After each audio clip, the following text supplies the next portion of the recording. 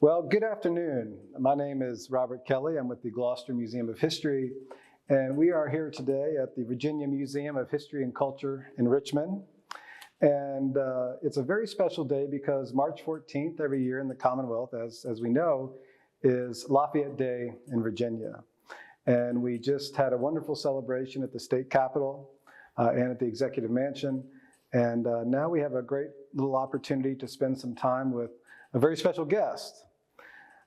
We will introduce our guest here shortly, but first I would just like to say that it's very exciting to be here on Lafayette Day as a member of Gloucester County and the Gloucester Museum of History, because the American Friends of Lafayette, which Chuck and I are both members, Chuck Schwam's the executive director, and I'm honored to serve as vice president. Our organization's founder, Stuart Wells Jackson, retired to and lived in Gloucester County for many, many years. Sure.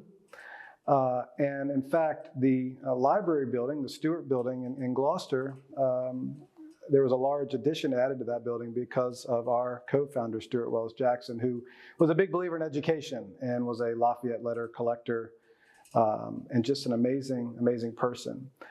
So the opportunity to shed some light on the American Friends of Lafayette and Gloucester County today is exciting. So with that, I want to introduce my colleague, Chuck Schwam, who's Executive Director of the American Friends of Lafayette. Thank you, Robert. I appreciate you very much. And we are very honored today to be with the Consul General from France in the Washington, D.C., the embassy in Washington, Caroline Monvoisin. And we're honored to have you here, Caroline. Thank you so much for being with us. And thank you very much for having me today. It's always a pleasure. Thank you so much. What part of France are you from, Caroline? Well, actually, I was born in the Caribbean, in Martinique, but then I grew up in Brittany, which is located in the northwest part of France. And so where I grew up, I spent most of my childhood in Rennes, the capital of Brittany. And my heart is still very much attached to this region, especially to the Finistère area. Right. And Britons are, they have a strong reputation of travelers. And I think that this spirit of adventure has shaped my own way, my own path as well. That's interesting. That's cool. So how long have you been the Consul General of France in Washington, and what are some of your main responsibilities in this position? I have started serving as a Consul General in September 2023. And the role of the consulate in Washington, D.C. has three dimensions. First one is to strengthen the ties between my consular district, which covers 5 states, Pennsylvania, Virginia, Western Virginia, Maryland, Delaware, and the District of Columbia. So strengthening ties in many different areas like political, economy, education, culture, all different areas. Second role is to provide the French community with public services like issuing passports, identity documents. We have 15,000 French people registered in the consular district, and this population is growing constantly. And the third dimension is to process visa applications for the people living in the US who want to travel to France and need a visa to travel to France. And of course, we've gotten to know you because you're an excellent public speaker, and you've attended and spoken at many of our events across the country and across the region. So we thank you that is also part of your responsibility to represent your amazing country at commemorations and whatnot. So that's been really a lot of fun. Thank you for that. You do it so well. Now, this is not your first time in America. You were here, you went to Colorado State University. Go Rams. Tell me a little bit how that helped you when you came back to the United States. How did that help you? How did that prepare you for your time now as Consul General? And maybe tell us a little bit about your time at Colorado State. Well, It feels like it was yesterday, but actually it was 24 years ago. So a very long time ago, I was a student at Colorado State University, as you mentioned. I was majoring in political science, also studying arts. And it was, I have great memories of this time. I think it helped me get a better understanding of American culture, American mindset. Before arriving in the US, at this time, I felt like American culture was very familiar through series, movies, books. But actually, when I arrived in the US, I figured out that we have, of course, lots of common, but also we have differences. Yeah. And for example, in the US, well, at the university, the relationship between students and professors is very different. It's very informal, where in France it's very formal. Or, for example, the fact that patriotism is much openly expressed in the US, and plus when I studied in the US, it was a few weeks before 9/11, so a very special time. It's just a few examples, but I figured out that we have cultural differences, and so having the opportunity to study at Colorado State University, I think it helped me broaden my perspective and allowed me to get a better understanding of American culture, and to adapt to cultural differences. And this has been something invaluable in my diplomatic career. Very good. I think you told me that the Americans have to do a little better with bread. We have to figure out how to do bread a little bit better. There is some room for improvement. She said that like a true diplomat. Yes, she did.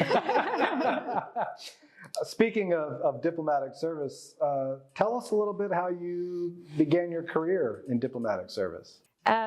So before entering the diplomatic service, I studied political science at the Institute of Political Studies in Rennes. Lots of French diplomats study political science when they want to work for the Foreign Service. And my first position was in the child adoption service. And in my career path, I've had two main areas of focus: consular affairs and also European affairs.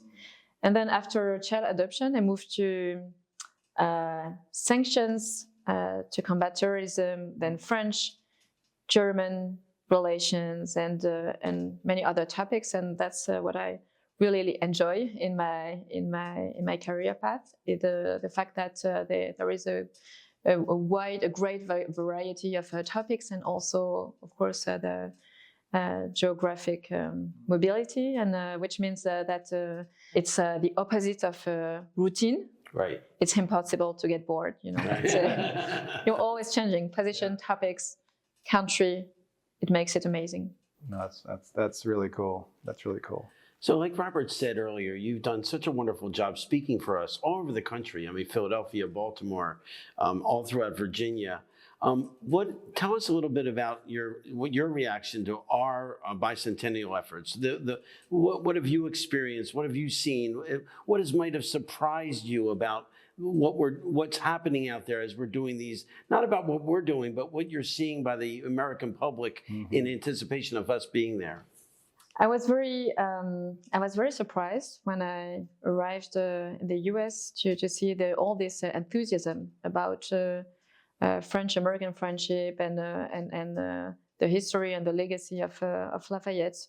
And arriving just before the Bicentennial of the Lafayette's farewell tour was something very special. To be totally honest, I didn't hear about this Lafayette farewell tour before arriving here.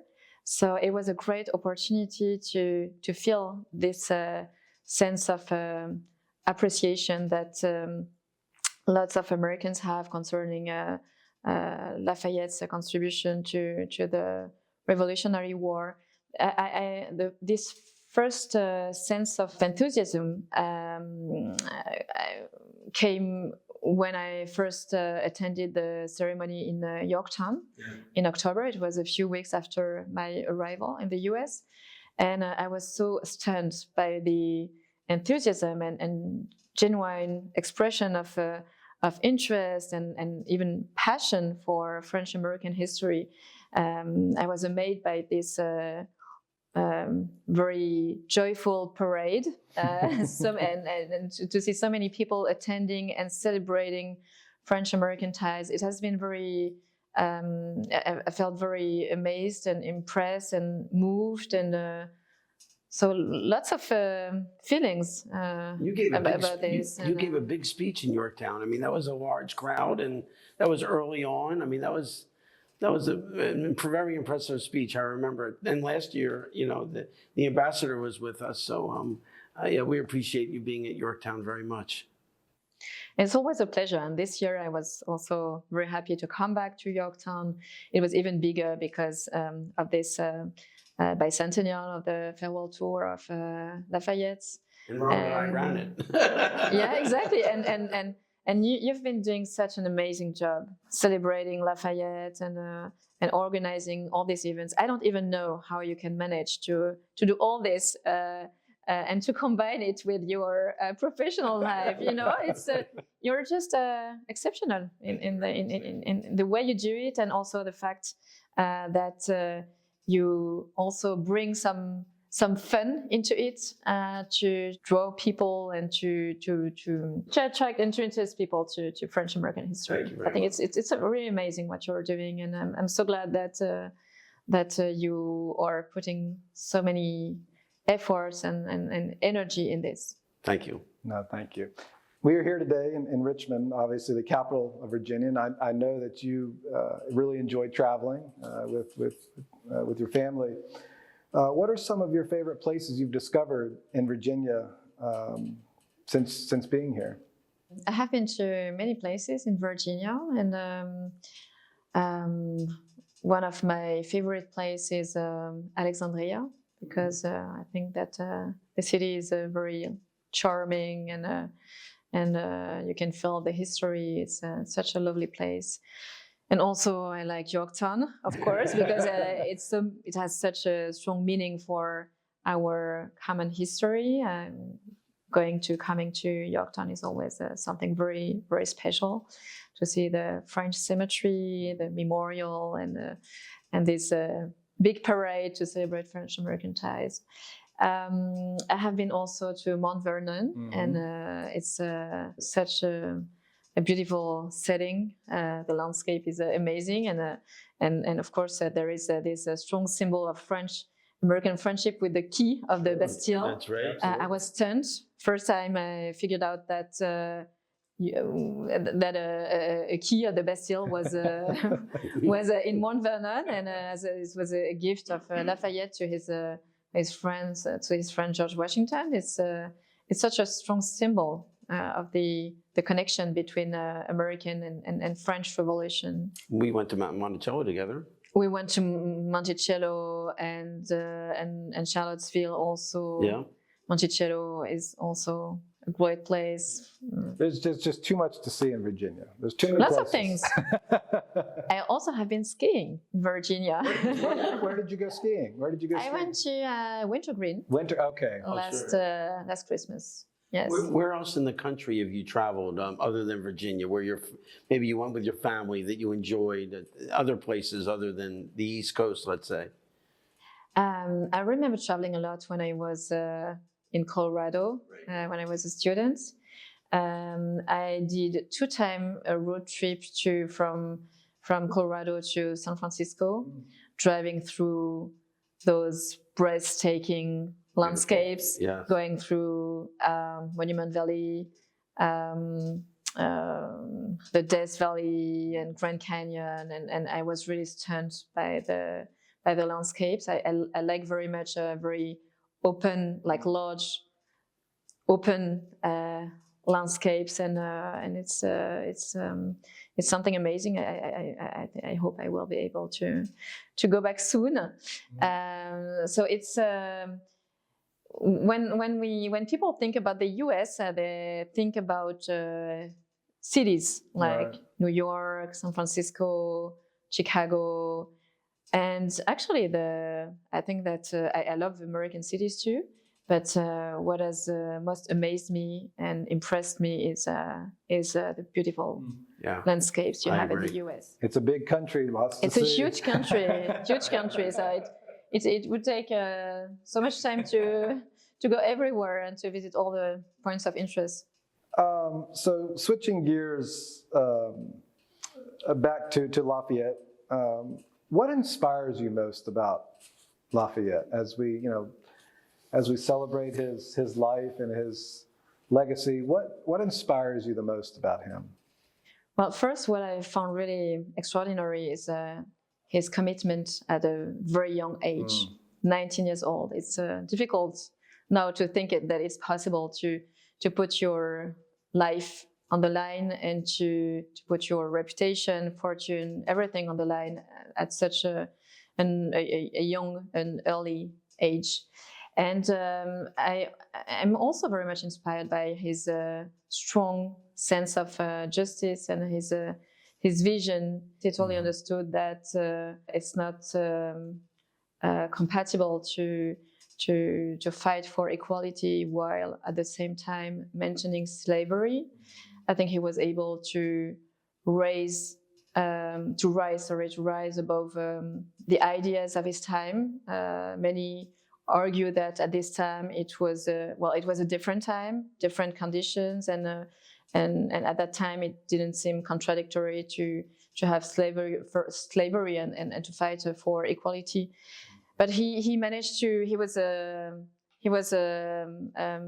had a different mindset, and he thought that if you need to fight for equality, for justice, you also need to fight against the slavery. We agree 100%. Yeah, I mean, I think his legacy it's just as important back then. It's just as important now as it was back then. And I think there's a lot of relevancy and connection to what's going on today and what he was championing, 200 years ago. So I think the story of the Bicentennial, it's the perfect time for us to be talking about these things, not just in the United States, but around the globe. It's a perfect time for Lafayette. Yeah, I agree. Let's go back to your career. What does the future hold? I know a lot of times you don't have a say in what you're going to do, but do you have goals about your professional career? Robert and I are very impressed by how wonderful you do your job, and we just wondered where you want to go next. What's in the cards for you, Consul General? I don't have plans for the future. I think it's kind of dangerous to have a very rigid ideas about a career path, because you can be disappointed. Yes. So I try to. What I do is just to take the opportunities when they arise, and I wish that in the future I will have other opportunities to serve abroad. But when I think about my future, for me the main question is always where can I contribute best, where can I be most useful, and then I decide. And this career offers so many possibilities, so many opportunities. So I'm very excited about what is going to happen next. Yeah. So please know that whatever country they ship you to, Robert and I are going to come visit you. Okay, we'll. And I'm expecting a visit, actually. So March, in the United States, March is Women's History Month. I think we're very impressed, obviously, with you and everything you bring to your position. But I do have a question. In what challenges do you face as a woman working in the diplomatic corps? Have you faced challenges as a woman in the diplomatic corps? Yes, I have faced challenges. I think that what is most challenging is to balance expatriation and personal life. Of course, things are changing. Mindsets are evolving, but still today it's more common for women to put their career on hold to facilitate the career of the husband. It's even though, as I said, things are changing. Yeah. But this part is I think is a challenge for women. If I look at my own path, my career, I have waited 10 years before starting the process for being posted abroad to maintain family stability. So it took some time, and it's a very challenging thing to combine personal life and expatriation. Well, you do it perfectly. It's amazing to be, everything that you have to do, both professionally and as a mother and a wife, and you do it seamlessly. So it's an honor, and I think we're about to finish up here. Yeah, so I want to thank you again for this opportunity to spend a little time and to get to know you better. And Chuck, thank you again. What we are doing with the American Friends of Lafayette, we would not have the success if it weren't for the dozens of partnerships. And one of our strongest partners is the Embassy of France and you, Consul General. So we really appreciate all that you've done and all that you continue to do to help us promote Lafayette across the United States. The Lafayette Bicentennial continues until September 9th, 2025. We're heading to South Carolina tomorrow. So there's still lots of opportunities for those who maybe have not participated. If you want to learn more, Lafayette200.org. It's been a real honor to spend this time with you, and we thank you for setting aside a few moments to speak with us. And we're excited for future opportunities to work with you and to work with the embassy and to continue to celebrate Lafayette, not just throughout 2025, but through the 250th of the Revolution, which will give us many, many opportunities to celebrate Lafayette and the Franco-American Alliance. So I know in Gloucester County, it's very dear to me because our county is home to the Battle of the Hook, the 1781 cavalry battle, the largest cavalry battle of the entire American Revolution. And it was a Franco-American victory. So again, everywhere you go across the country, you find these little nuggets of French and American history, which are very, very important. So with that, I just want to say thank you very much. You mention all the time how Robert and I make things fun. You make things fun too, and it's really wonderful to work with you, and I appreciate it very much. Thank you. Thank you very much for your kind words, and I want you to know that the work you're doing, the work that the American Friends of Lafayette are doing is hugely appreciated, and it's really amazing. Thank you so much for that. Thank you. thank you.